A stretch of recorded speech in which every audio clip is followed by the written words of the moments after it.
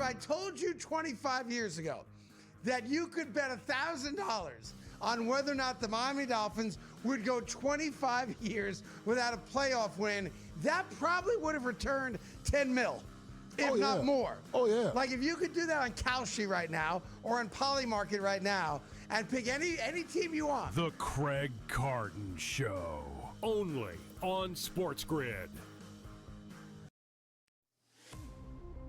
Michael Jordan retired at the age of 30 in 1993. He missed the 93-94 season. Furthermore, he came back for 17 games in 1995 when he gave up baseball. And when I mean gave up baseball, he gave up baseball on March 18th and came back to basketball March 19th, which means no ramp up, no training camp, no nothing. Pro basketball today, only on SportsGrid. You ain't buying no tickets. Who isn't? You're not going to I'm saying these if I'm a games. fan. Of course I'm not. There's a fan. What's wrong with you? Yeah, but if you were a fan, I thought you were a fan of the Hurricanes. You're not They told me. They I smashed told them you. to donate my tickets. Yeah, so I get it. But the fans travel. They have money, believe it or not. It's They amazing. don't. Well, somebody's in this got economy, money. in this economy, But they they have money. I don't know. See what Kalshi says about the economy. SportsGrid's college football today. I'm just saying, if I were a good NFL head coach, if I were a hot offensive coordinator, and that coaching cycle's going to come around, and they're like, hey, do you want the Giants job? Or do you want the Michigan job? I think the Michigan job is much better. Game time decisions, only on SportsGrid.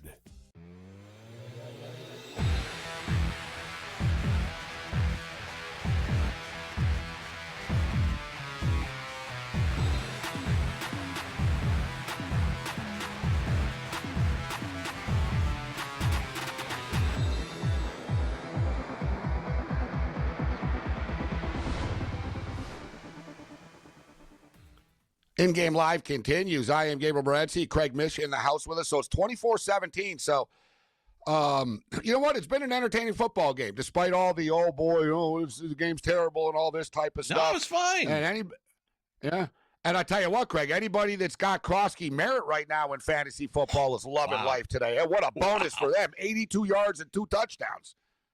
Yeah.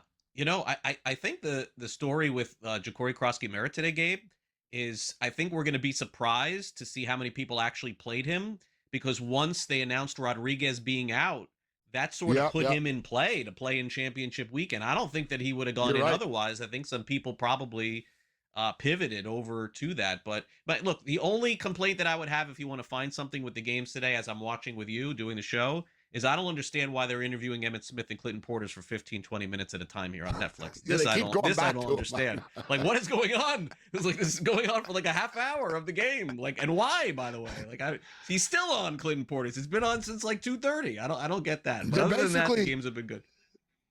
You know, Craig is right. They're basically checking in with Emmitt Smith and Clinton Portis every 10, 15 minutes at their house. Why? It's like Emmitt Smith Peyton Manning didn't go all out either. Eli No Manning? nice set. Emmitt's just sort of sitting like half sideways. Weird. The picture's kind of like, Emmitt's like, yeah, all right, whatever. You know, he's probably told his wife, yeah, listen, they paid me $100K and I got to do this. Something, right? Exactly, right. Yeah. Something. It's Netflix. I got to come on 4 times during the game. Netflix is throwing big money around. I want to be part of this. I had Emmitt Smith on at the Super Bowl last year. Was actually pretty cool interviewing him. So Merritt, 20 points. 20 points. Game. Fantasy right now. Dak Prescott, 21. So it's just for a fantasy. And, you know, depending on your league, et but ballpark figure here. This is CBS Fantasy Score Tracker. Dak Prescott, 21 fantasy points. And Krosky's got 20. Deebo Samuel's got 10. Let's get into the Dallas wide receivers. And Pickens has kind of tailed off a little bit, but he does have 57 yards, 8 fantasy points. Turpin's got 15 fantasy points. And I'm hoping for a CeeDee Lamb touchdown. I've got a Lamb touchdown. No, I know. Yeah, I don't think anybody had Turpin. Yeah. But Lamb, but look, they're still live. All the Dallas receivers and even tight end, as long as the game is close. Hey, Washington's defense is balling now. They're, like I said, like they battled with Philadelphia. I was on Philadelphia. I watched the game against Washington, and like I was concerned about it. I was like, damn, man, I thought Philadelphia would have an easier time. And the final score was kind of deceptive. I think it was 27-9 or something like that when it was whatever, when it was all said and done. So it was a little, one thing with Dan Quinn, they're not going to quit. Like these guys still play at least, Craig. They haven't rolled over. Yeah. Like you look at Washington, they're competing. I think also the moral of the story, Gabe, at the end of the season is we're just going to simply look back and say Dallas's defense was just horrible all year. They had like 2 good games the entire season. It just didn't matter who they played. They were giving up 20, 30 points.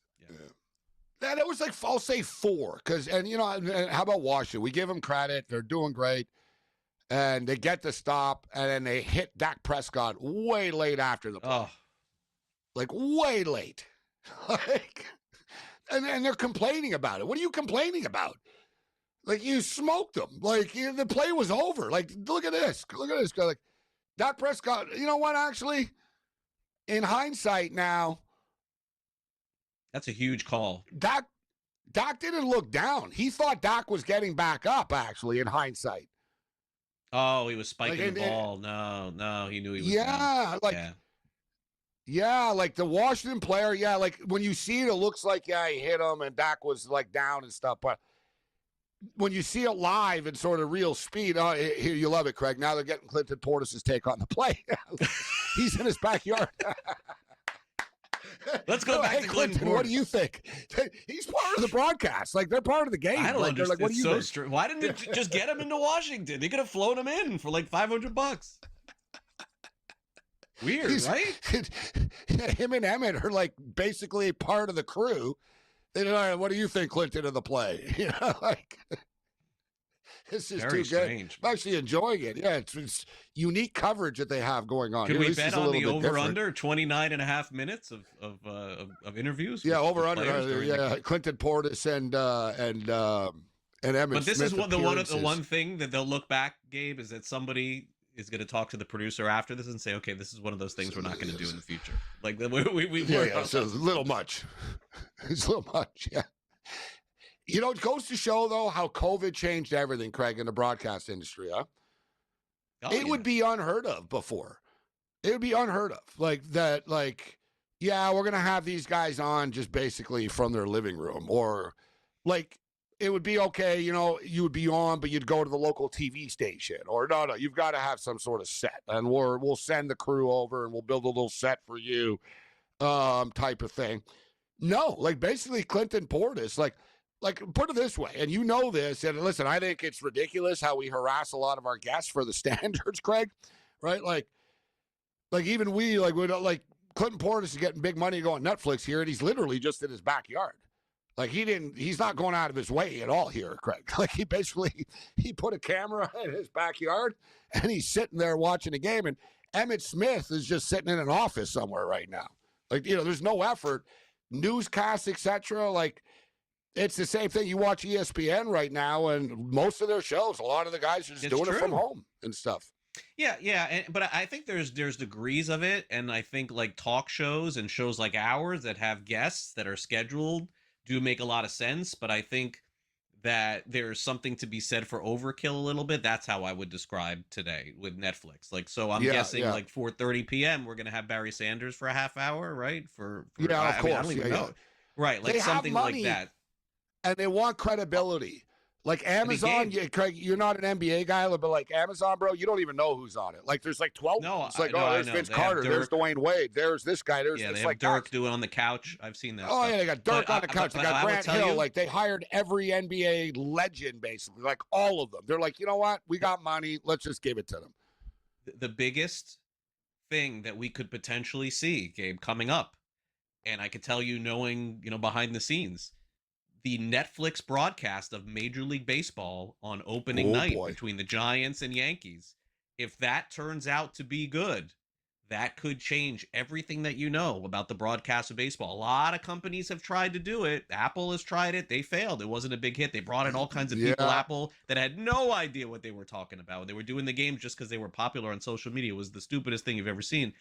Netflix is claiming that they're going to be the ones to do it right. And then when the new collective bargaining agreement comes and the new TV deal in 2028, maybe it is Netflix streaming all of your baseball games in 2028. So keep an eye on opening night. There's a reason why they went back to opening night, Gabe, in baseball. Remember, they did away with it. Remember, it used to be one game, and then everybody played the next day on ESPN. This year, Yankees, Giants, Netflix, and then everybody plays opening day the next day. So we'll see. You and I are old enough to remember the tradition of Marge Schott's dog taking a crap on the field opening days of baseball. That was the real opening day. Yeah. Yeah, that was the real. Yeah, an umpire died once, basically. Remember the umpire, McSherry? Yeah, the umpire and Marge Schott was mad that they didn't continue the game. She didn't want to cancel it. Yep. Yeah, she was like, I don't want to refund the fans for this. And they were like, listen, the ump just had a heart attack. Like, he's dying. And she's like, hey, I'm not refunding people for this. We got to continue the game.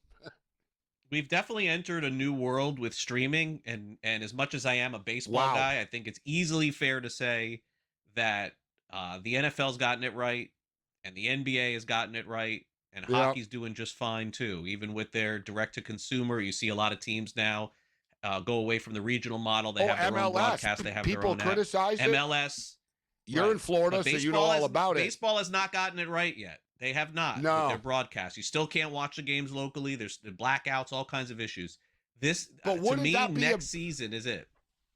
And, there's so much coming up, Craig, too, right, with the... there won't be. I don't think they'll do a salary cap. But I know we got labor strife coming up, right? So we got labor strife coming up, and you got the television stuff. But if every game, baseball game, every night was on Netflix, it would be great for people. All right, I get Netflix. I click around. I watch the game. Right? It's so scattered now. More with Craig on the other side.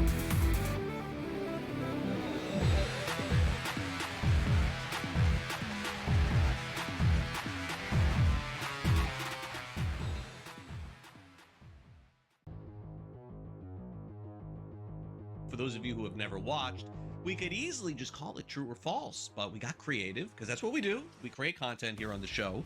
We call it buy or sell. Tucker will lead the Bucks in touchdowns this season. I never, ever would have thought that this would even be a buy or sell, but here we are. It had to be frustrating last night that he stole the one, right? Got the goal line carry there. I don't know when he became the goal line back, but he is. That being said, this is a pretty easy buy for me. I mean, he's got 6. Rashad White has 4. You want to guess how many Bucky Irving has, Craig? How many touchdowns do you think Bucky Irving has this year? You're close. You're close. He's got 1. Yeah, easy buy. Yeah, they're using him near the goal line, too. I did see some metrics that said that Irving has a hard time getting in the end zone, by the way. When it's close, he usually scores from outside, so it does appear that Tucker will lead the team in touchdowns this season. All right, 2 players that are going to be drafted inside the top 5 in fantasy. I probably could say, honestly, George, inside the top 3 in the first round of fantasy football next year. Jahmyr Gibbs will have a higher ADP than Bijan Robinson next season. Gibbs, I think, is close to your number 1 next year. I do. I think we'll trust him more than McCaffrey because he stays healthy. I'm sure in PPR, when he catches so many balls, so does McCaffrey.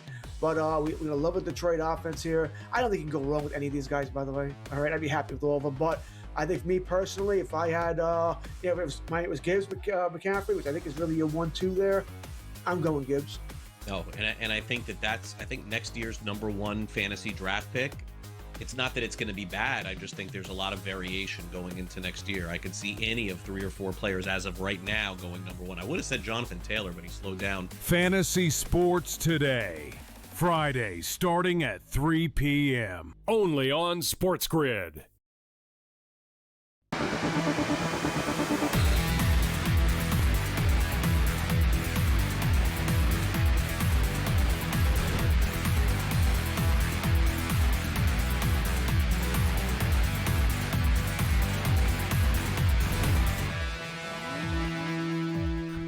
In-game live rolling along on this Christmas 2025 holiday special. Mish and Morency, let's do this thing.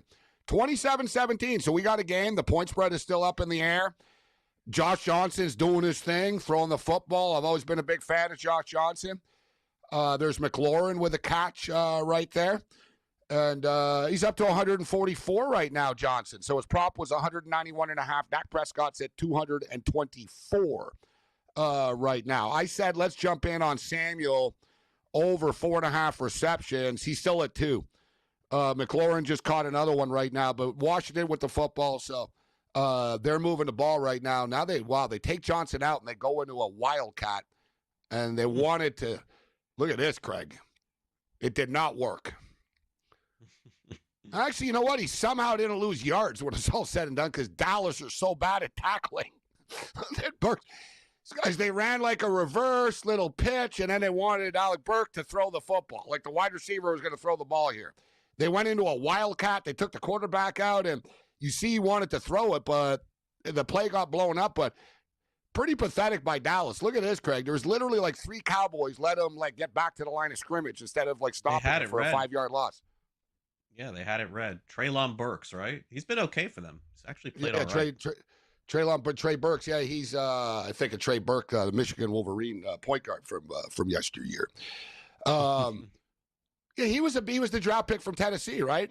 He was supposed to be the big time player out of Arkansas. Yeah, he's been okay. He was okay with Mariota, now okay a little bit now, but we're coming down to the wire. Wide receivers are tough to gauge. Out of college, like you could be a stud wide receiver in college, and it doesn't trail. Like there's a lot of guys. Treadwell is a good example. Treadwell was a stud at Ole Miss, and you figure, all right, look at the pedigree of Ole Miss wide receivers. Why doesn't he just do the same thing? And he didn't. The LSU guys have been just the killer one. That's become wide receiver. All right, we got a penalty on the play here, but who do you think, Craig? We're talking about the WBC. Japan, I think Japan are really good, obviously, and I always bet on Japan in this, and I took the DRX. I've been good at I've been good at my futures with this, but now the lineups are a little bit tougher, right? Japan, have always had all their guys, and everyone else didn't. They're the second choice right now. Are you ready to give this to the U.S.? Do you think the USA wins at plus 140?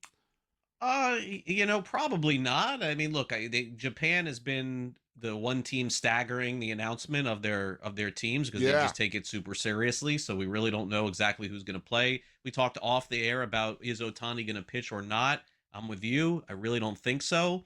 But obviously that could change the dynamic of their team as well. But their pitching stacks up very well against and Team he didn't US. start last time, guys. So if you're wondering, he's not pitching. He only pitched like he came in that closer situation. That was it. Right. So I still think, look, fundamentally speaking, and from a coaching, they have the same coaches that they've had the last time, the time before. The best players in Japan play in that too. So I do think it could be one of those two teams. But between the Dominican Republic, Puerto Rico, and Venezuela, my guess is very similar to the 4 years ago. I think one of those teams will be upset. Something like that will happen again because you'll get an Italy or a Canada or some team will beat them and upset them. It seems to happen every single year. Netherlands 1 year too. I get the feeling the DR are real serious this year about this. They have that's what makes this so good. Like the Americans are all in. The Americans are like, hey, man, this is our national pastime, and we're getting beat by these teams. Like this got to stop. Japan has become the kingpin of baseball, and then you got the Dominican Republic, which is a baseball nation, man, and they're getting upset that they're not winning this, and they're freaking stacked as well. You brought up Canada. Canada are going to have their sort of they had some veterans in the early days, you know what I mean? In the tournament. It's too bad. It looks like Freddie Freeman's out though. So Freddie Freeman's not going to be able to play for Team Canada, but you got the Naylor brothers, and there are there are some good young Canadian players in Major League Baseball now, Craig, but they don't stack up overall against these teams. Yeah, no, it'll be tough for them. But again, look, Netherlands has had a big upset 1 year. Italy has, Israel has too. When you're playing for your country, man, it's just a much different scenario. So nothing really would surprise me. I saw Canada beat the U.S. live, actually, at the Skydome, Rogers Center in Toronto. So U.S. will be there in the end. Japan will be there in the end. But those odds that you showed, or that we showed earlier with just all those 5 teams being the favorite, come on. We know that there's going to be a massive upset in this tournament. And it just happens every year. Yeah, and plus they're going to end up playing each other. So someone's going to eliminate each other. So we got a 4th and goal coming up here right now. They are down by 10, so there's no real need to go for this. I know coaches in the modern NFL are insane and always want to go, and they're allergic to field goals. Are they going for this, Greg? No, thank God. All right. They I was like, what's Dan Campbell doing here? No, they're kicking the field goal. Former Michigan Wolverine, Jake Moody, San Francisco 49er, Jake Moody in. It's a chip shot, 23-yard field goal. But for over-bettors, everybody wants points. And holy crap, Craig, I thought he missed. Like, that was not smooth for a 23-yard field goal. Like, it's hard when you're close, right? You get that weird angle and stuff. But, he sort of line drived it in. Like, the fans didn't react. They were like, was that in? So we got a 27-20 game late in the third quarter right now. So the point spread, as it is now, Washington are actually covering the point spread. Another touchdown will get us to the over. But depending on what your number was, field goal, et cetera, we're sort of right there right now. And as we're far playing as with the house NBA, money in this game. I think we got a good game no matter what. It's been fine. 27-20. as a betting man, Craig, yeah, I got the over, and I've been more stressed a lot of times in this game. Like I said, like the chips are sort of falling into place for us here. Agreed. Hey, look, we thought maybe this could be a blowout. Dallas is hitting Turpin for 80 yards early in the game. We think it's dead. Washington gets the ball second half, punting 3 and out immediately. All Dallas has to do is score to put the game away. They didn't, and Washington has now hung around. We'll see if they can play defense. I would assume we'll get probably 4 possessions, 2 from Washington, 2 from Dallas in this fourth quarter here. And so as long as this sort of holds, we could come down to, I would guess, Dallas maybe winning going late into a fourth quarter. And based on what Washington does, they could either win, cover, or lose. And that's all you want in the enjoyment of an NFL game. We got it today. 27-20. Late in the third quarter, just a couple of seconds left. So there's going to be a bunch of commercials coming up here. Quick kickoff, commercial, etc. Fourth quarter coming up.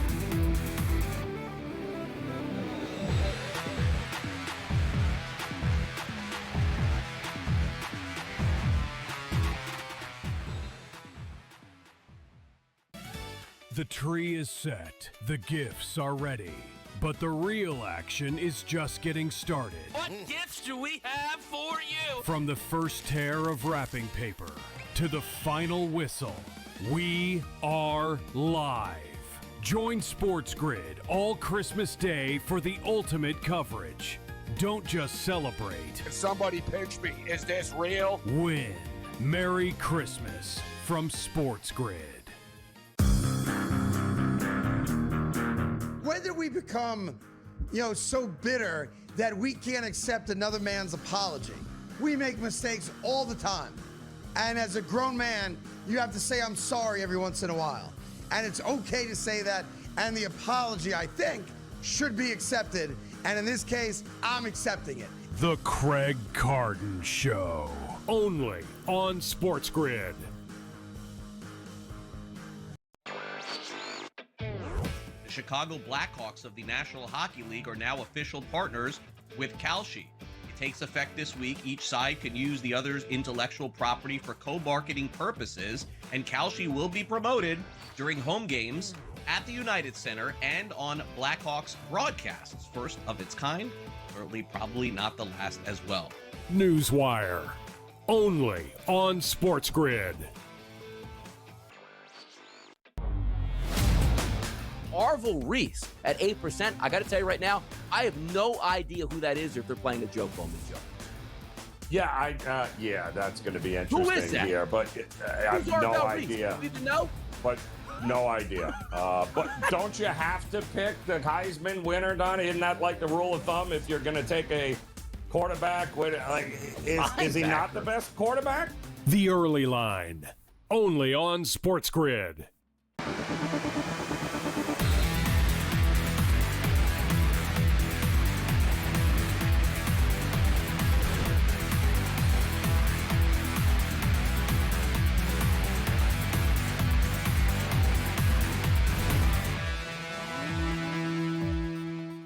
In-game live continues on the grid. Get on the grid. Holiday edition. Happy holidays. Merry Christmas. I am Morency. We're kicking it with Craig Mish. The San Antonio Spurs have beaten the Oklahoma City Thunder twice in the last week and a half or so. And to put in context, we all know how good Oklahoma City are and what their record is. And San Antonio obviously are not intimidated by Oklahoma City, and obviously, styles make fights, matchups make games, and obviously it's not a good matchup for Oklahoma City. San Antonio match up really well with them, but and despite San Antonio's success, Oklahoma City, there's no way in hell they're going to lose 3 times in a row to this team. Okay, fine, but doesn't mean they're going to win the game by 10 points. And still, there's still a lot of basketball left right now, but the San Antonio Spurs lead Oklahoma City 49-43, and 10-point underdogs are now only getting 3.5. So Oklahoma City are down at 3.5 right now. In-game total, 247.5. As we head to the fourth quarter of the National Football League game, the Dallas Cowboys have a 7-point lead, and that's what they're laying right now, 7.5. So Pokes, 27-20, minus 7.5, plus 100. In-game total right now, 61.5, which is interesting because that's more than 2 touchdowns, Craig. All right, that's 14.5 points. What do you think? Are there going to be more than 14.5 points scored in the fourth quarter? I'm not so sure. I'm not running to the window to bet the over 61.5 here. I mean, Washington has found a lot of success on the ground. I can't imagine, Gabe, in a 1-score game, they're not going to pound the rock right now with both those guys. I know Debo's done nothing here in the third, but I would imagine both those guys get carries. They just tore up Dallas on the ground. Why would they go back to the air? That doesn't make sense. Let me ask you one question about the NBA real quick. So from a handicapping perspective, Gabe, in 3 months, will you forget about the fact that the Spurs are basically the only team that can beat Oklahoma City? Or will you throw that out, or will you use that as if they end up matching up in the semis or the West Finals? Because I think so many times we forget about that stuff, and it's just gone, and then the playoffs begin, and then we don't even look at the regular season. I think, you know what, if you haven't done it already, you should bet on the San Antonio Spurs now to win the Western Conference. And because you're getting such big numbers with them still, and they are that damn good. People need to acknowledge this. There's a big play for Dallas. Craig, there's sort of a changing of the guard going on in the NBA right now, right? LeBron is on the way out. A lot of players are sort of older. The Boston Celtics, the Jaylen Browns and the Tatums, he's in. Tatum's injured. They've been around forever. They played a lot of basketball. Joel Embiid's falling apart. James Harden, Harden's actually a stud that just keeps on ticking somehow, but Kawhi Leonard's falling apart. Oh, yeah. There is a changing of the guard now in the NBA, and it was Oklahoma City, but every team needs a rival. And now, Wembanyama's a phenom. He's basically the Ohtani of the NBA. Like the unicorn, like the same, once-in-a-lifetime type of players, right? He's that special, and it's only the second year in the league. And he wants to win, so he's not like a star player, Craig, where it's like there's a lot of stars in the NBA. Like Anthony Edwards is a star. There's a lot of stars in the NBA that score 28 points and whatnot, but they're happy with that, right? They're happy with the shoe deal. They're happy with the 30 points a night. They're happy with the money and stuff. Wembanyama doesn't care. He's the type of star that if he has 12 points, he doesn't care if they win the game. Right? Yeah, I got 12 points, but I had 6 blocks and I had 14 rebounds. And he doesn't get 12 points only often. He's that good, Craig. He really is special to watch. He's going to win a championship, so you might as well just start betting on it now. Do you think that because of the way that the Spurs have played against the Thunder, that they're the only team in the NBA that could beat them in a 7-game series? Because as I look at it, they still have 3 losses on the entire season, right? And 2 are to the Spurs, maybe a third today. Right, so if that's the case, I think that handicap is accurate. I think Oklahoma City, not? They do not want to see San Antonio until the Western Conference Finals. But with that being stated, San Antonio beat Oklahoma City, and then they got beat up by the Knicks the next game. Now, Wembanyama's grandmother did die before the game, so, it's kind of was unfortunate, and he was close with her, and he is a young kid. He's only 20 years old or something, right? So, so it did affect him, right? And he didn't see anything. You could tell. The whole team didn't seem to have the same fire that night. I think it affected the entire team, but they're back on track right now. But it is a lot of fun. And so we're talking about the in-game total here at 61.5 for the Cowboys. Big chunk play for the Cowboys. And now Dak Prescott is up to 255 on the day, Craig. So he's racking up some numbers. 2 touchdowns, 23 fantasy points for Dak now. Yeah. All right, more with Craig on the other side. We're coming up against it here right now.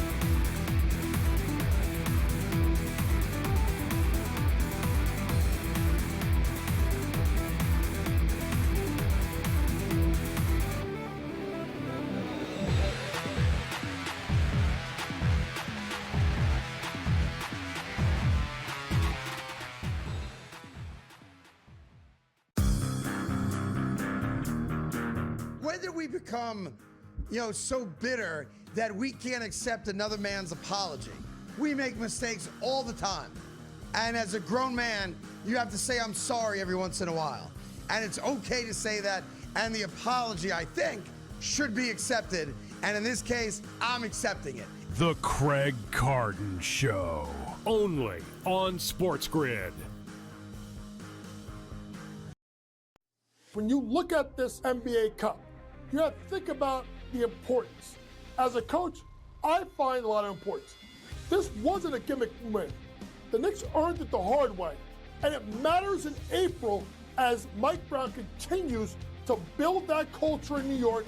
And now, in my opinion, the Knicks are legit contenders to win the NBA title. Pro basketball today. Only on SportsGrid. Football contest season is back, and so is the Las Vegas Football Contest Show. Season 2, the sharpest football contest show in the land. Focusing on all 3 Circus Sports contests and the Westgate Superbook Super Contest, we handicap the games and release our contest picks every week of the season. Featuring Super Contest champions Brady Cannon, James Salinas, and former NFL player Mike Pritchard, all team will have you prepared this season like none other. Check us out every weekend right here on SportsGrid.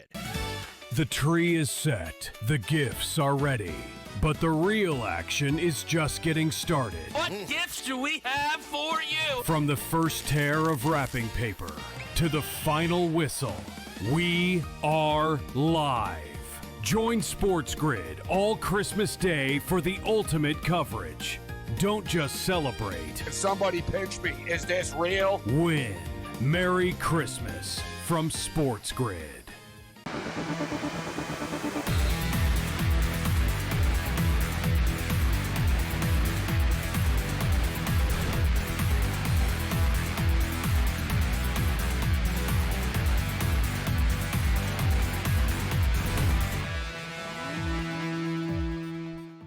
So Brandon Aubrey misses a 58-yard field goal, which is very unlike him. And I didn't play the long field goal prop today, guys. Normally I do. I didn't do it in this game because I was actually thinking, I was like, I don't even know if Dallas is going to need to kick a long field goal because they're going to score on Washington. And also, Aubrey missed another one, like the 58-yard. Like, he's been straight cash, like with the long field goal city over, right? It was 2 games ago.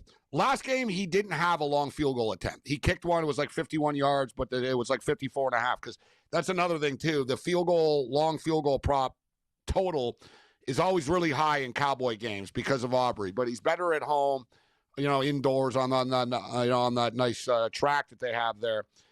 But I tell you what, Bates is another guy with a cannon with the Lions. So we'll take a look at that number, actually, because I think and that game's indoors, so I like the long field goal prop. Plus, Minnesota could be scrapping to get points, so they could attempt a long field goal just to get 3 on the board. But missing a 58-yarder is given Washington good field position. They just got stopped on a 3rd and 1. They're clearly going to go for it, though. They actually lost 2 yards on the Dallas 45-yard line or so. Let's bring in Denver Bronco fan. Merry Christmas, Mick Aussie. Has been a pretty good year for the Denver Broncos, Mick. Last week notwithstanding, but Broncos are rolling into the new year. How you doing, Mick? Merry Christmas.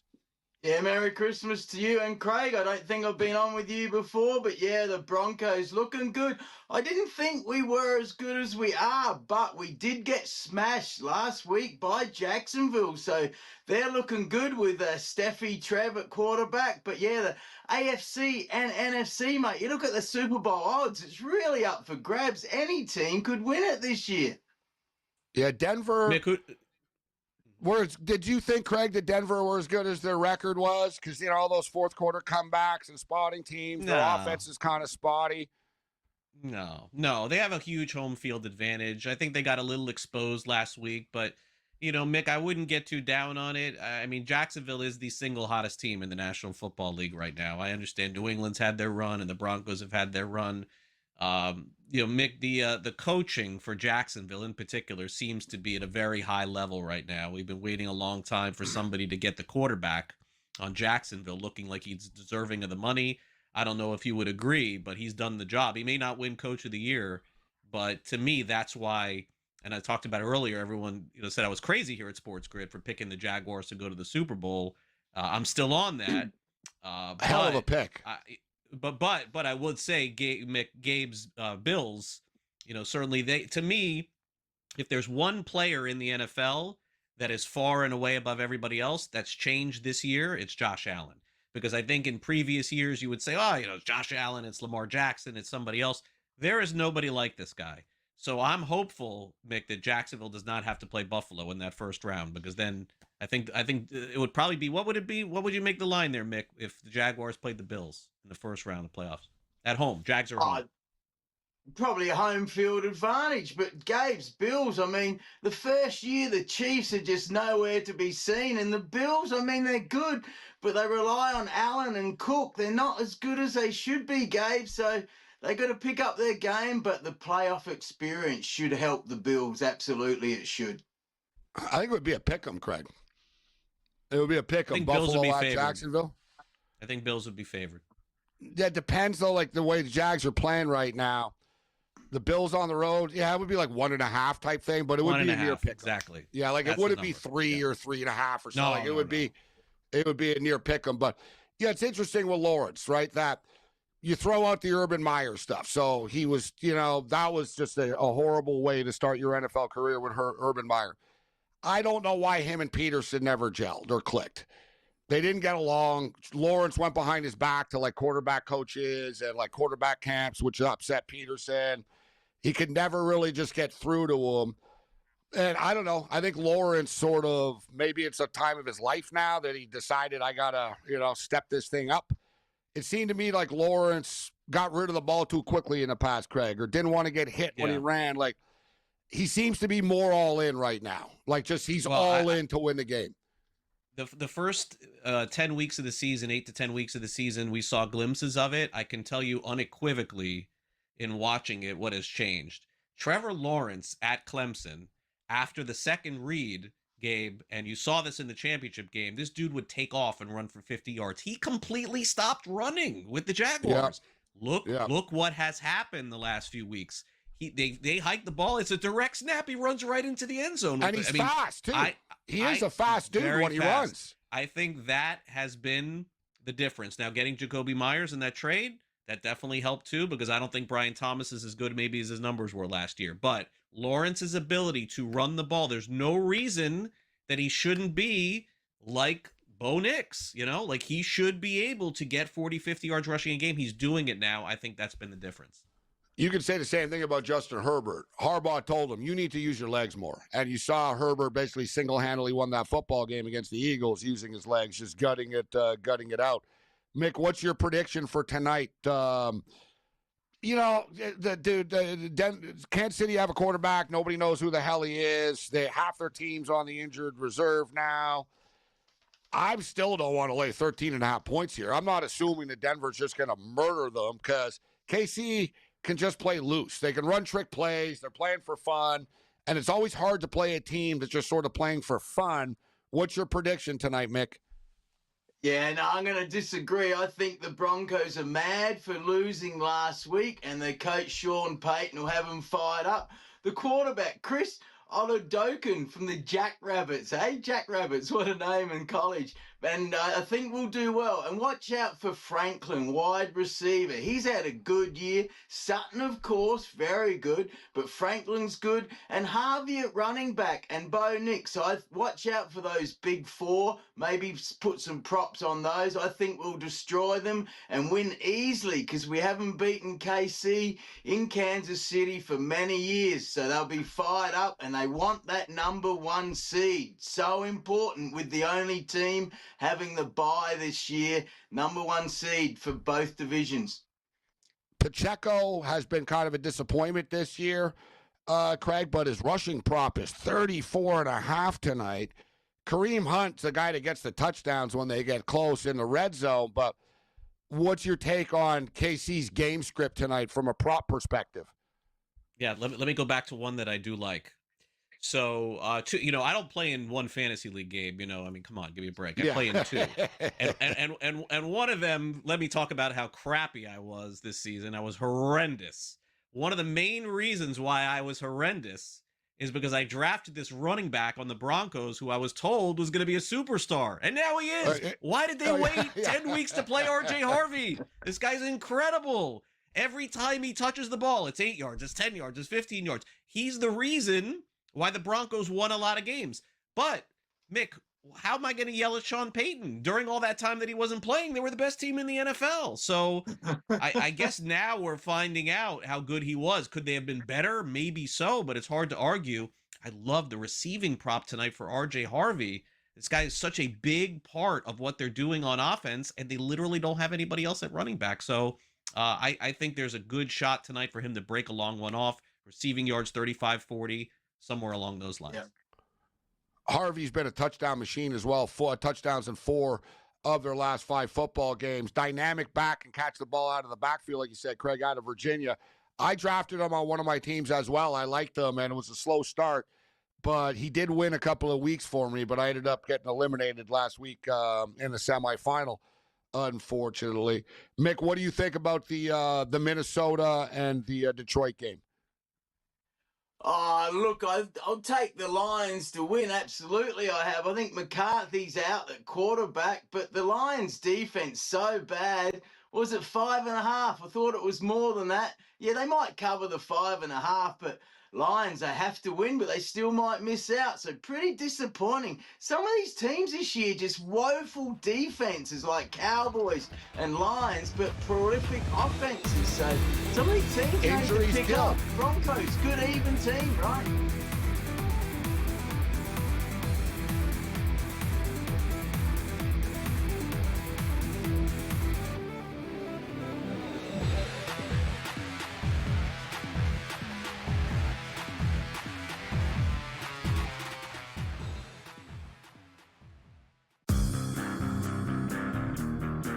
When did we become, so bitter that we can't accept another man's apology? We make mistakes all the time. And as a grown man, you have to say, I'm sorry every once in a while. And it's okay to say that. And the apology, I think, should be accepted. And in this case, I'm accepting it. The Craig Carton Show. Only on SportsGrid. When you look at this NBA Cup, you have to think about the importance. As a coach, I find a lot of importance. This wasn't a gimmick win. The Knicks earned it the hard way. And it matters in April as Mike Brown continues to build that culture in New York. And now, in my opinion, the Knicks are legit contenders to win the NBA title. Pro basketball today. Only on SportsGrid. Football contest season is back, and so is the Las Vegas Football Contest Show. Season 2, the sharpest football contest show in the land. Focusing on all 3 Circus Sports contests and the Westgate Superbook Super Contest, we handicap the games and release our contest picks every week of the season. Featuring Super Contest champions Brady Cannon, James Salinas, and former NFL player Mike Pritchard, all team will have you prepared this season like none other. Check us out every weekend right here on SportsGrid. The tree is set, the gifts are ready, but the real action is just getting started. What gifts do we have for you? From the first tear of wrapping paper to the final whistle, we are live. Join SportsGrid all Christmas Day for the ultimate coverage. Don't just celebrate. Somebody pinch me. Is this real? Win. Merry Christmas from SportsGrid.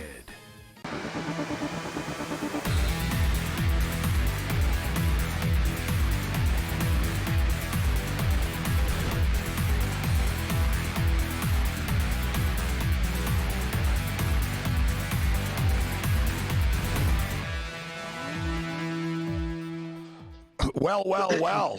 Don't look now, but the San Antonio Spurs are doing it again to the Oklahoma City Thunder. You want to talk about, just sort of, I said, styles make fights, matchups, and all that other type of stuff, but it's horrible for Oklahoma City. They do not have an answer. You know what, though? They just ended strong. It was a 13-point lead. They cut it to 9 at least. So we got a game. It's 69-60, and I just clicked an in-game over 243.5 as well. So we're at halftime. We'll get back to that and get you some bets for the half here Cowboys moving the football right now. They're only up by 7 with about 6.5 left, a little under 7 minutes left. 6 minutes left now in the football game. 27-20 for the Dallas Cowboys. They are moving the rock right now. And they closed it, 8.5? I saw it closed at 8.5, 9 type deal. So field goal, you'll cover. I didn't see 10 anywhere for this. So Mick Aussie is a big tennis fan, and his favorite player is Nick Kyrgios. They're both Australian. And Nick Kyrgios, the pride of Australia, Mick, takes on Arina Sabalenka in the Battle of the Sexes 2. Of course, Billie Jean King and Bobby Riggs many years ago. Billie Jean King beat Bobby Riggs. So they're going head-to-head, and I am being sarcastic when I say that it's Mick's favorite player because, Mick, you hate Nick Kyrgios. Mate, you got me good. I was razzing you up for watching that Jake Paul fight, and then you tweeted me back about Nick Kyrgios. So that was a good comeback. But this is what he is. I've got him here, mate. See this? This is a peanut. A peanut. Now, in Australia, we call your head. We call your head, your brain, your nut, right? And a peanut is a huge insult to anyone, basically saying you have a size of a brain as a peanut. So Nick Kyrgios is a peanut. He's done hardly anything. He got runner-up in Wimbledon and got beaten by Djokovic, but that's all he's done. Sure, he won a doubles Australian Grand Final with Kukanakos in that major, but other than that, he's hardly done anything. He's the most hated Australian sports person of all time. I don't even think he's Australian. He's Greek background, but yeah, he's Aussie, unfortunately. I hope he gets smashed. But Sabalenka, she might get the yips on her serve, though, eh? All right, so Kyrgios is a minus 600 favorite to win the match. Sabalenka, and you can almost argue and be surprised that it's not more. That's why, because a lot of people think, oh, Sabalenka doesn't have a chance, right? It's a man versus a woman. She doesn't have a shot. Yet the odd mix, 600 is a big number, but not really, right? Like for something that's like supposedly so one-sided. So Kyrgios is a minus 600 favorite. Sabalenka is a plus 350 favorite.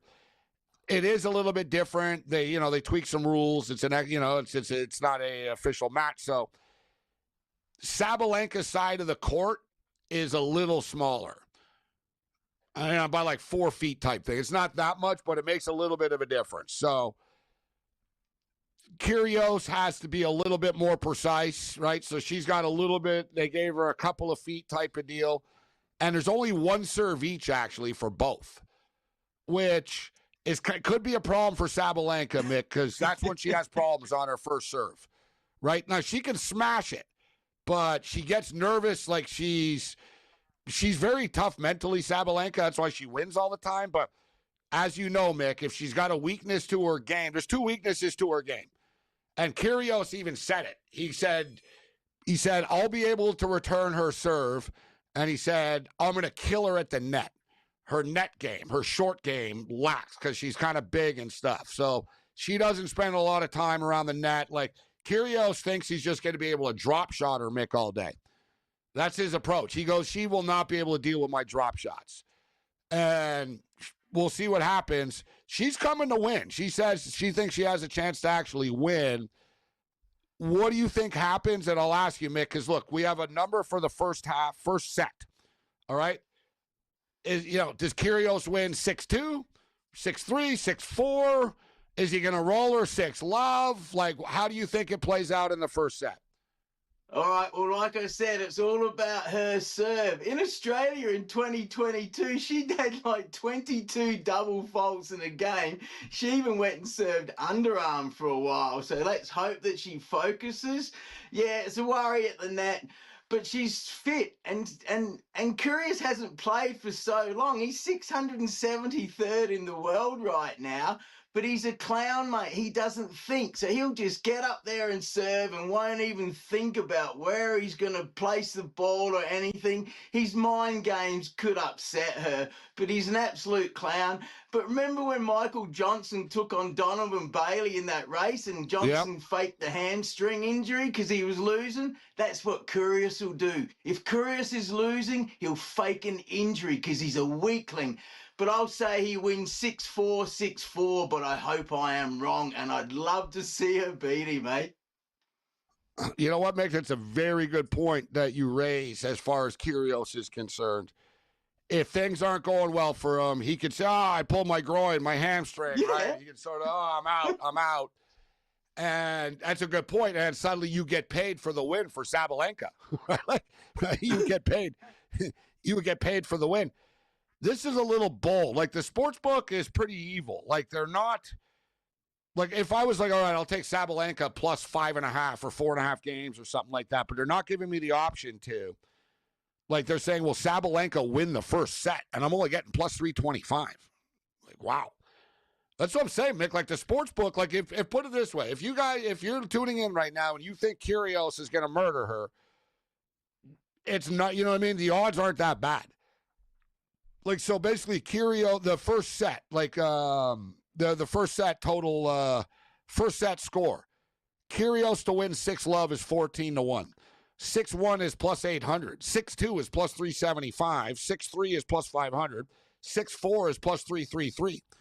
So you're getting pretty good money here. You know, is Sabalenka, can she win 4 times, Mick, in the first set? It's asking a lot, isn't it? And it's not, she ain't going to win 3 because she's going to get her set broken. So it's either going to be 6-2 or 6-4. Well, he's trying to make a comeback. I heard he wants a wild card entry to the Aussie Open, which is in January, so that's not far away. So maybe he's fit and getting serious, but he's the most underachiever ever in sport. With that physical...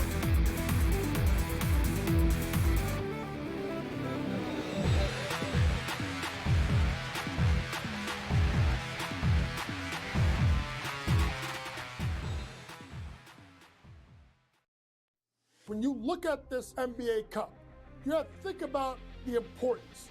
As a coach, I find a lot of importance. This wasn't a gimmick win. The Knicks earned it the hard way, and it matters in April as Mike Brown continues to build that culture in New York, and now, in my opinion, the Knicks are legit contenders to win the NBA title. Pro basketball today, only on SportsGrid.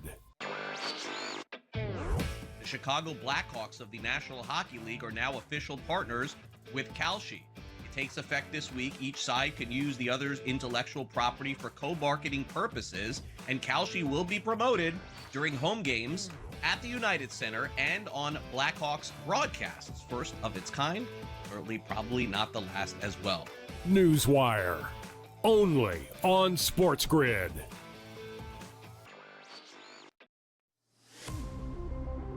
When it comes to NAL, money does buy you talent, but it doesn't buy you chemistry, leadership, and wins. Look at St. John's, Kentucky, how they're battling. You need the right mix of experience, youth, and new blood if you're going to really tackle the transfer portal market in NIL and win consistently. College basketball today, only on SportsGrid.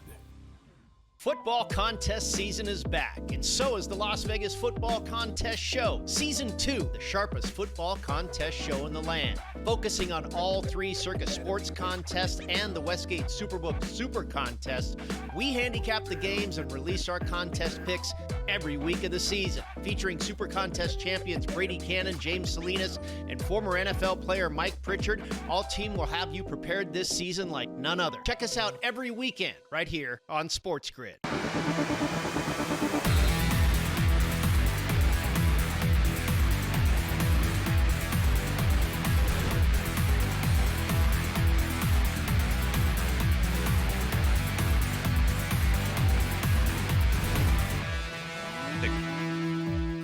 In-game live continues, and I tell you what, we got some interesting developments here. The point spread and the total are both on the line, right? You want drama? And I can't help but think how many, and I remember being younger and stuff, how many Christmas dinners and stuff. I was at my grandparents', Craig, and everybody's enjoying Christmas and stuff, and I just felt sick to my stomach because I just lost like $3,000 on an NBA game. It's one of those, I'll be back in a minute. The dinner's ready, and I start yelling, hey, Gabriel, it's ready, right? Like, I'm like, I'm like, yeah, I'll be up in a second. And I'm like, please make this free throw. You're like, come And on, you get that Kobe, sinking- come on, Kobe, come on. Yeah, exactly. You're like, come on, Shaq. Don't you know what I mean? I need you now. I remember once the Bulls were 6.5-point favorites on Christmas Day, and they literally were up by 5, and Michael Jordan went to the line. I'll never forget the moment. I was thinking, well, I got the best player ever on the line here. Can he make them both? And he missed them both. I was like, so everyone thinks Jordan's the greatest. Yeah, it wasn't when he missed those free throws. But all kidding aside, people right now stressing out, right? Christmas Day. Like, people watch sports on Christmas, but it wasn't like this when you and I were young. No. There was the blue-gray game on, the college football game where it was cool. I remember that. Remember, Craig, that you'd have the million Yes. stickers on the helmet? Like, the kids would all, Yes. it was like an exchange. Like, yeah, you're in the game, and you play for Michigan, but you put a Delaware sticker on your helmet, and everyone, I remember waking up trades to that. Yeah. I remember waking up in the morning and being like, what are Guys, these guys there was doing? an all-star Like, game. It doesn't make sense. Yeah, blue-gray. Yeah. Team blue versus gray in Alabama, and it was great. It was for the players. I mean, can you imagine this now, Craig? Players don't even play in the damn bowl games now. They opt out. Oh, no. They used to have a game that was for kids that weren't on teams that were in the bowl. So, like, yeah, my team didn't make a bowl game, Like but East-West I'm good. Shrine game. Yeah. So it's like you're a really good player, but my team was on a bowl game, so you got an invite to the blue-gray game, and it was like an NFL prospect type game and stuff, but it was a lot of fun, man. Like, the kids would all get to know each other, and the helmets were really cool looking with all the stickers on it when it was all said and done and stuff. And then the NBA wasn't on Christmas, and then the NBA came along, and now the NFL pushed them out of the way, Craig. Yeah, we used to have 2 games in the NBA. It was like an afternoon game and then like a late afternoon game. That was it. those 2 games. It was usually 4 teams, and then if I'm not mistaken, that changed with the Warriors. I think the Warriors started playing when they started winning. They all of a sudden there was a night game on Christmas. I was like, wait, the Warriors are playing the Blazers on Christmas night? When did that? And then there became, so we went from like 2 games to a third, and then just all bleep broke loose, and then the NBA started doing like 10 games. Then we got 5. We got 5. Right. And look at the NFL adds the nightcap for the Thanksgiving. Yeah, they didn't Day have game, that last right? year. Yeah. There used to always be it was just the Lion game and then the Cowboy game, right? Then they added the triple header. Right. So I guess my question is, can next year? So they've added a night game now to Christmas night. So we got 3 now on Christmas night. So next year Christmas is on Friday. So are they going to add a 4th? Are we going to get like a 10 p.m. game? Is that what's coming next year too? Yeah, you know what? You're not even wrong with that. I did see the NFL was saying they wanted another game on Christmas, actually. Right. So they'll start one at 12:30, 2:30, exactly. 6, and 9. Yeah. Yeah. They can and do it's it Friday, West Coast. by the way.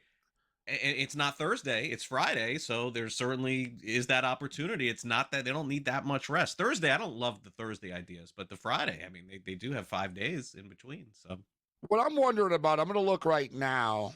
And I was wondering about this, and for the record, the game has just gone over the number. Washington kicks a 51-yard field goal, 30-23. Game gets there, baby. 30-23. Well, that was good coaching, though. They had to do that. Smart, I think. Yeah, you can't let that go beyond the 2-minute, no matter what, because the game's going to end. So, but now Dallas, every jackass on Twitter. Investigate. That's a new thing, Craig. The FBI Twitter account. All it is people like last night.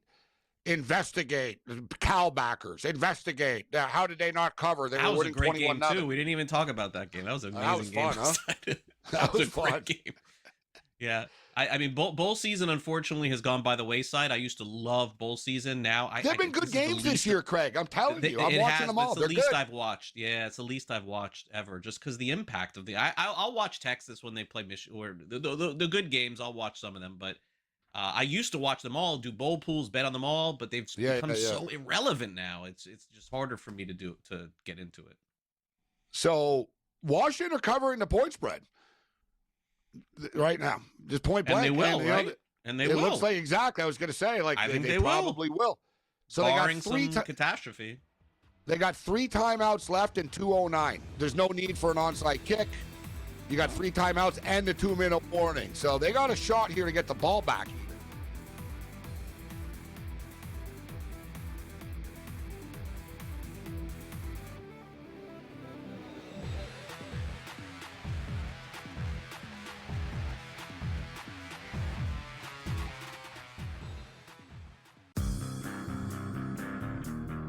if I told you 25 years ago that you could bet $1,000 on whether or not the Miami Dolphins would go 25 years without a playoff win, that probably would have returned 10 mil, if not more. Oh, yeah. Like if you could do that on Kalshi right now or on Polymarket right now and pick any team you want. The Craig Carton Show, only on SportsGrid. Michael Jordan retired at the age of 30 in 1993. He missed the 93-94 season. Furthermore, he came back for 17 games in 1995 when he gave up baseball. And when I mean gave up baseball, he gave up baseball on March 18th and came back to basketball March 19th, which means no ramp up, no training camp, no nothing. Pro basketball today, only on SportsGrid. You ain't buying no tickets. Who isn't? You're not going to I'm these saying I'm a games. fan. Of course I'm not. There's a fan. What's wrong with you? Yeah, but if you were a fan, I thought you were a fan of the Hurricanes. You're not That guy, anymore. they told me. They I smashed told them you. to donate my tickets. Yeah, so I get it. But the fans travel. They have money, believe it or not. It's They amazing. don't. Well, Look, somebody's in this got economy, money. But they have money. I don't know. See what Kalshi says about the economy. SportsGrid's college football today. I'm just saying, if I were a good NFL head coach, if I were a hot offensive coordinator, and that coaching cycle's going to come around, and they're like, hey, do you want the Giants job? Or do you want the Michigan job? I think the Michigan job is much better. Game time decisions, only on SportsGrid.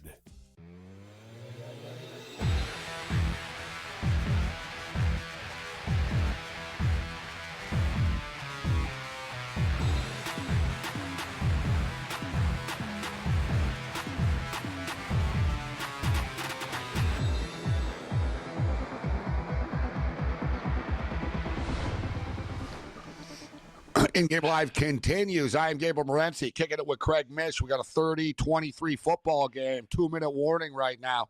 Washington with all three timeouts as well. So we've got an interesting and dramatic finish coming up here. Frustrating for the Dallas Cowboy backers. I'm sure right now they're Dallas Cowboy. There's a million bettors out there somewhere right now that are like freaking out because the Dallas Cowboys suddenly aren't covering the number.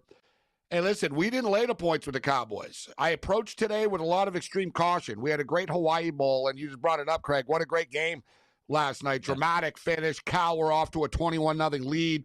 Hawaii didn't quit, and then they could have kicked a field goal late to just tie the game and send it to overtime, and I love the aggression.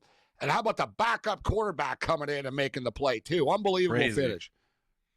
Yeah, that was fantastic, that late touchdown there. I mean, that's the one thing that you still get with the Bulls is they're still kids. They're still performing at a very high level. Oh, you can't say it didn't matter to these kids last night. You saw the emotion in that stadium. And look, Toledo, I mean, right before the game, I don't know what happened in that one game, but the quarterback just decided he didn't want to play or something, like right before the game, and then the backup played. He actually played okay. But, I mean, you used to never imagine seeing that in a college football bowl game. Like, the guy's just like, nah, I'm not playing. Like, okay, we'll just go with the backup. How about this? There's a wide receiver on the Oregon Ducks who left the team before the playoff game. Wow. And he's healthy. Yeah, and he's good. Like, he actually has like 800 yards type. Like, it wasn't like, you know, some of the kids leave before the playoff because they got to get a spot on another team. And it's like, listen, I'm never playing, right? I'm not going to play. Like, this kid played. Like, and he basically said, yeah, I'm transferring. I'm leaving. Good luck in the playoffs. Like, this is it, right? This is the game in the NFL. This is it. 3rd and 1, right? This is the Dallas gets a first down. It ends, right? And they get the first down. Yeah, that's it. They get the first down. Washington has 2 timeouts left, but yeah, this is it. They're going to win by 7, 30-23. But I tell you what, Dak just patted on. This is the old fantasy special on the way out here, Craig. Every play matters. The points and the props for prop bettors and for fantasy players. Every play matters to the final whistle. Yeah, I just took a little hit on Pickens. So far against me, I got McLaurin with 11 and Pickens with 10. You know, the projections were a lot higher on both those guys going into the game, so I am not going to complain if the game ends right here. I mean, Yeah, I okay. backed off Pickens. I didn't play Pickens today. I noticed Weird he ending started for to his fade. season. Yeah, he had that a little electric burst. His effort was called out. He got into the public feud with Richard Sherman. And I think a lot of people sort of took Sherman's side in saying, hey, you know what? Pickens doesn't run hard on every play. And he's a free agent, too. He's looking for to get paid. What's your take on Pickens? Like, he's not a true number one. He can't be trusted. Like, his personality, his character, and his inconsistency on the field, he's not a number one. Yeah, he'll get signed quick, but my guess is it's a mega 2-year deal, something like that. Yeah, a lot of money, I but don't- shorter term. Yeah, short-term deal just to feel it out. I don't know that it will be Dallas either, though. I'm not sure. No, I think in the salary cap era, of course, of the NFL, the guys sign real quick. With Kansas City, Gabe, would that be a spot there? Yeah. If they lose Kelsey, like they think that they could get him right, turn him around, would that be a spot for him? Would Denver be a spot for Pickens? They really could see with a number one guy. I don't think they have one with Sutton. I think that's a potential spot too. Have to be a strong coach too, like a Peyton, Reed, the Hall of Fame kind of guy. Now, I asked Coach James Young earlier if he thought this is LeBron James' last Christmas Day game. And he said no. And I don't think it is either. I think LeBron is the type of personality, Craig. He needs the retirement tour. He likes the adulation. He's going to want each city bows down before him on the way out. And I think it'll be next year. Could be his last year. But with that being stated, you brought something up earlier that people haven't really talked about much this week. Travis Kelce. This has to be it for Travis Kelce. He's getting married this year. So. Yep. His heart's not in it right now. You could tell. They could tell. It was cute when they were winning, and it was fine. But now they've got to move on. The Chiefs need to rebuild this thing right now. Agreed. I think Travis Kelce will retire. So this could be his last home game. This is it. His last home game. Yeah. And again, there's social media accounts. There's social media accounts associated with the Chiefs or very close to it, posting Reed's comments about it.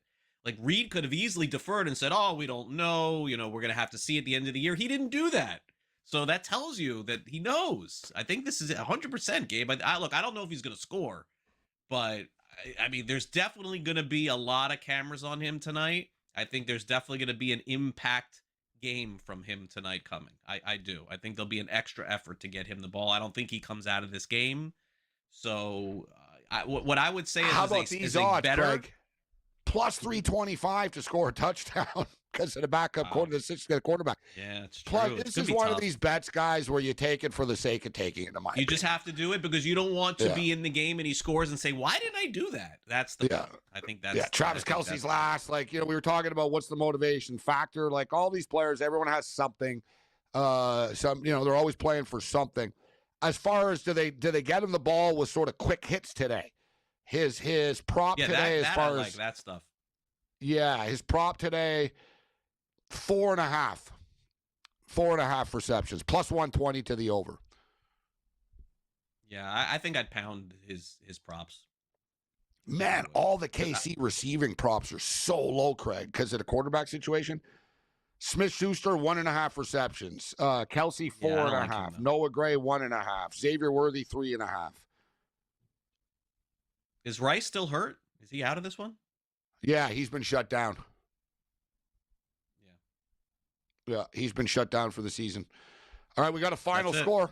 It's official. That's it. 30-23. 30-23. And I just realized Cowboy team total was 30.5, Craig, because I was about to really pat myself on the back and say 30.5?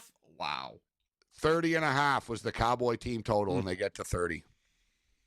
Numbers are sharp. Yeah, so McLaurin went under, longest 21.5, and then Davis went over his rushing prop, so 2-0 for me on the props going into the 4:30, but we'll see. Usually what I do is after working like this or watching a whole game, I take a little breather, and then I get back for like the second half or whatever the next game is. That's usually my tactic. But yeah, it's fantasy for me. So I don't know if you believe in those percentages. I don't know where you play fantasy on Yahoo and then on some of the other sites they tell you like what. Yeah, so like going into this probability. game. Yeah. Right. So going into the game, my opponent had a 56% chance to beat me. And then now that the game is over, he's got a 45% chance. So it means basically that his guys underperformed a little bit. But now I have Jared Goff, so we'll see how that turns out. I believe that Jared Goff performs well today. Let me ask you actually about, actually, well, we're coming up against the break, so we'll get into Montgomery on the other side. Because Montgomery posted people thought it was a cryptic post type of thing. I thought it was more that he's retiring, if anything. Like, people are like, oh, there's trouble with Montgomery and the Lions or stuff. I'm like, no, because he posted a picture basically of his shoulder pads in an empty locker stall. It's sort of symbolic, like a fighter putting his, a fighter retires, he takes his gloves off, and he puts his glove in the middle of the ring, right? And he says, Marshawn Lynch with the cleats. Yeah, exactly, right? So I sort of saw, I was like, oh. We'll sort of get into that. But we had a good, nice run today for a game that supposedly didn't matter. We didn't play the Cowboys minus the points. So I had a 7-point teaser, Cowboys over, winner. Cowboys Washington, over 24.5 first half, winner. Cowboys Washington over 50.5, winner. Cowboys over 30.5 points, loser, but Dak over 274.5 points, winner. Johnson over 191.5 point yards, winner. Javonte Williams touchdown, winner. CD Lamb touchdown, no. And I did hit a Jake Ferguson too. So we absolutely slayed it. Coming off a hot Hawaii Bowl last night. All right, we'll get some picks for Minnesota and Detroit next. Let's rock.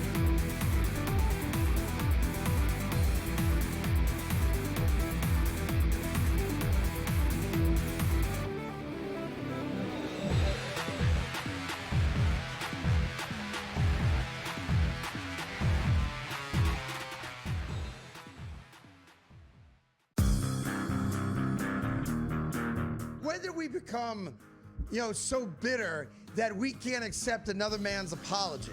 We make mistakes all the time. And as a grown man, you have to say, I'm sorry every once in a while. And it's okay to say that. And the apology, I think, should be accepted. And in this case, I'm accepting it. The Craig Carden Show. Only on SportsGrid. When you look at this NBA Cup, you have to think about the importance. As a coach, I find a lot of importance. This wasn't a gimmick win. The Knicks earned it the hard way. And it matters in April as Mike Brown continues to build that culture in New York. And now, in my opinion, the Knicks are legit contenders to win the NBA title. Pro basketball today. Only on SportsGrid. Football contest season is back, and so is the Las Vegas Football Contest Show. Season 2, the sharpest football contest show in the land. Focusing on all 3 Circus Sports contests and the Westgate Superbook Super Contest, we handicap the games and release our contest picks every week of the season. Featuring Super Contest champions Brady Cannon, James Salinas, and former NFL player Mike Pritchard, all team will have you prepared this season like none other. Check us out every weekend right here on SportsGrid. The tree is set, the gifts are ready, but the real action is just getting started. What gifts do we have for you? From the first tear of wrapping paper to the final whistle, we are live. Join SportsGrid all Christmas Day for the ultimate coverage. Don't just celebrate. Somebody pinch me. Is this real? Win. Merry Christmas from SportsGrid.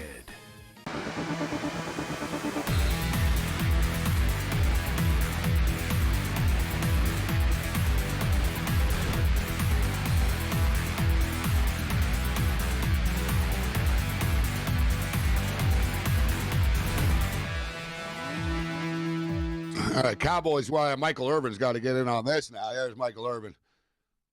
Michael Irvin's like, where's Waldo? This guy's everywhere, huh? He's everywhere.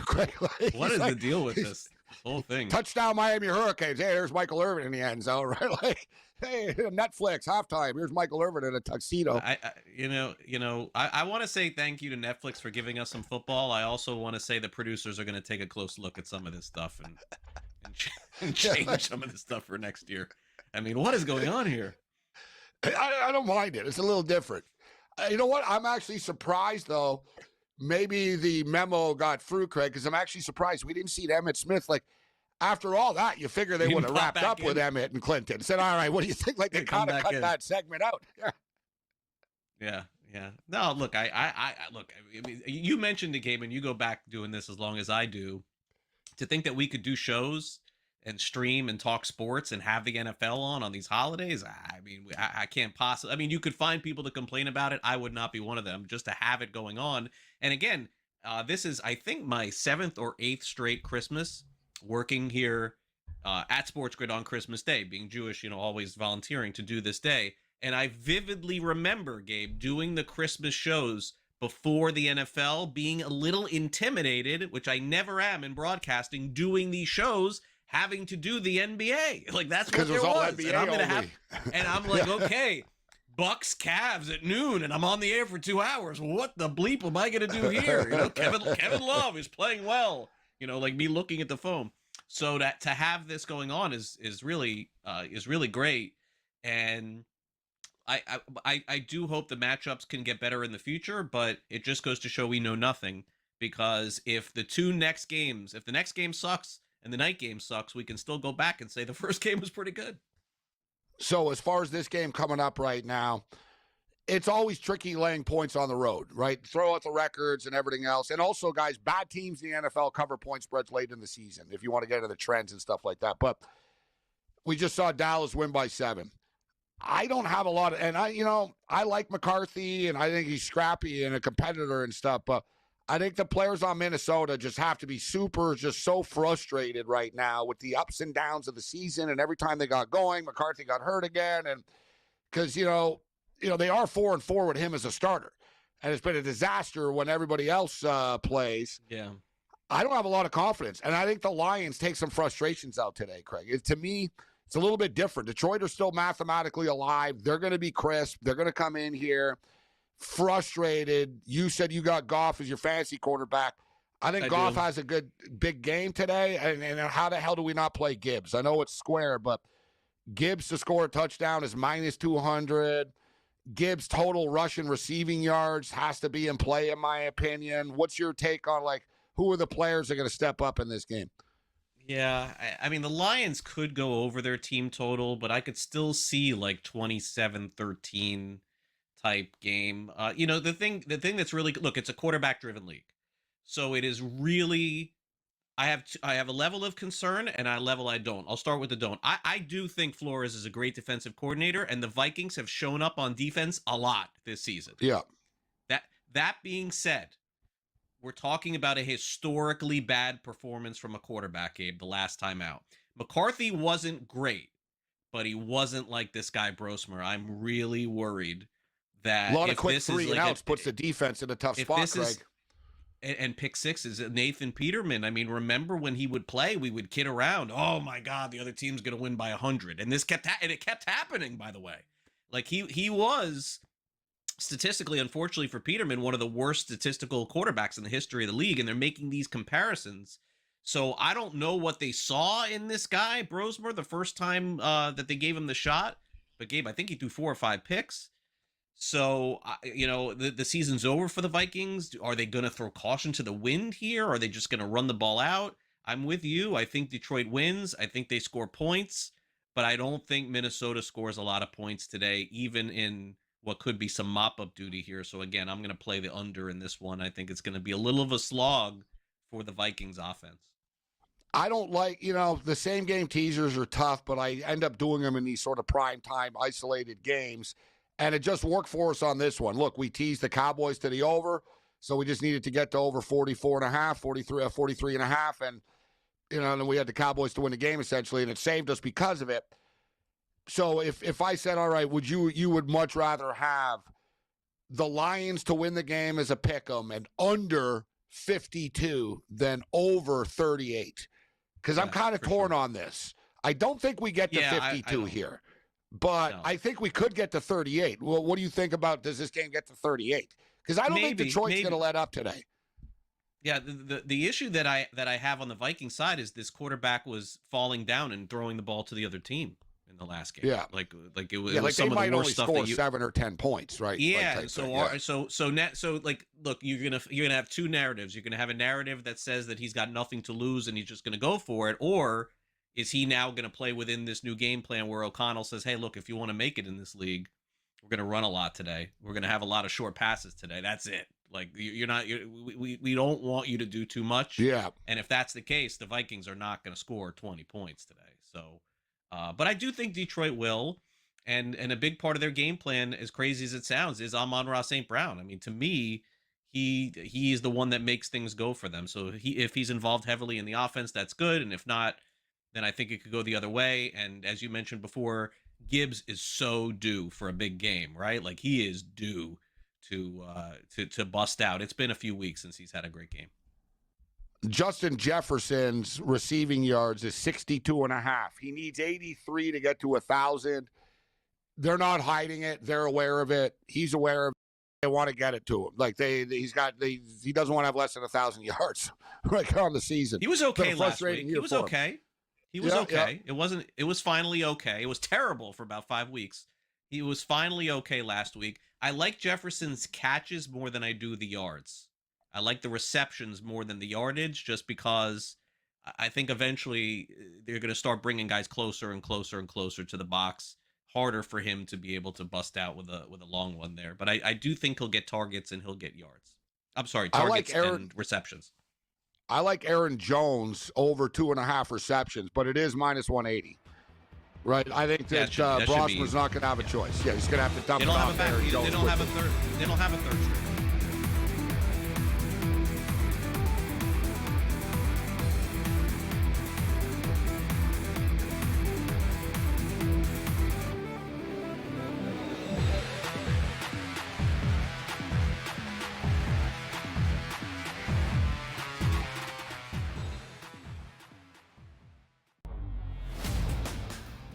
Reese at 8%. I got to tell you right now, I have no idea who that is or if they're playing a joke on me, Joe.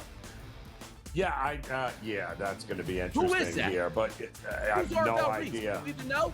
But no idea. But don't you have to pick the Heisman winner, Don? Isn't that like the rule of thumb if you're going to take a quarterback? Is he not the best quarterback? The Early Line, only on SportsGrid. When it comes to NAL, money does buy you talent, but it doesn't buy you chemistry, leadership, and wins. Look at St. John's, Kentucky, how they're battling. You need the right mix of experience, youth, and new blood if you're going to really tackle the transfer portal market in NIL and win consistently. College basketball today, only on SportsGrid. Football contest season is back, and so is the Las Vegas Football Contest Show. Season 2, the sharpest football contest show in the land. Focusing on all three Circus Sports contests and the Westgate Superbook Super Contest, we handicap the games and release our contest picks every week of the season. Featuring Super Contest champions Brady Cannon, James Salinas, and former NFL player Mike Pritchard, all team will have you prepared this season like none other. Check us out every weekend right here on SportsGrid. The tree is set, the gifts are ready, but the real action is just getting started. What gifts do we have for you? From the first tear of wrapping paper to the final whistle, we are live. Join SportsGrid all Christmas Day for the ultimate coverage. Don't just celebrate. Somebody pinch me. Is this real? Win. Merry Christmas from SportsGrid.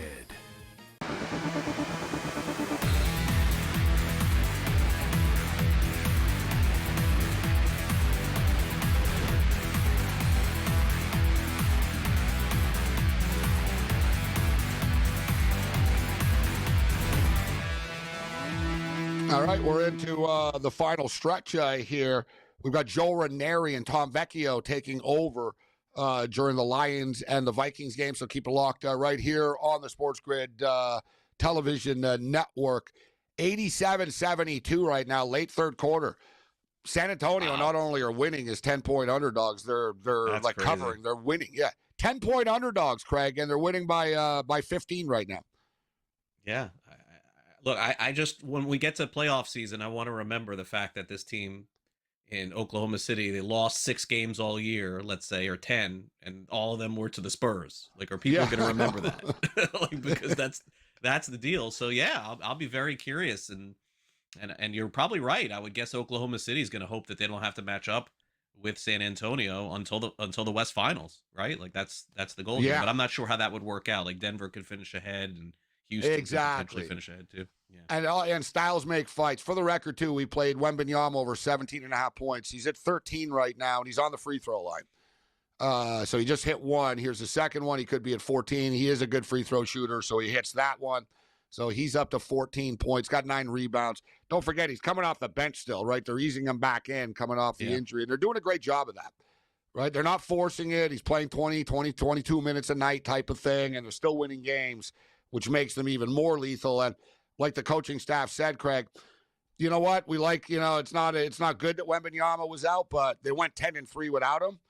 And he said, we got ballers without just him, right? So this is what makes this team so dangerous. They're not just predicated on Victor Wembanyama, but as far as the football game coming up is concerned, looking at some of the props, Jared Goff over under 242.5.